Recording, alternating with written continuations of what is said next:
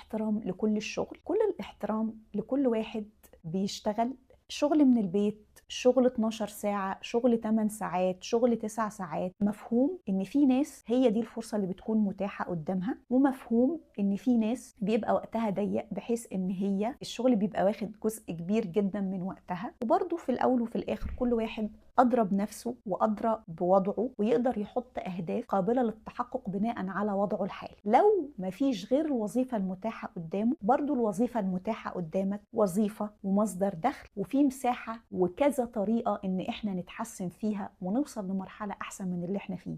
مفيش مصادرة على أي شغل هو ممكن يبقى فيه مساحة للتحسن. اهم حاجة ان احنا نبقى صبورين. النتائج ما بتجيش بسرعة، النتائج ما بتجيش بسهولة، ويكون عندنا استمرارية، وان احنا نكمل حتى لو مش شايفين نتائج قوية ومبهرة وانجازات كبرى، لان ده اللي اكده الكتب، وده اللي اكده الزمن، وده اللي اكدته التجربة.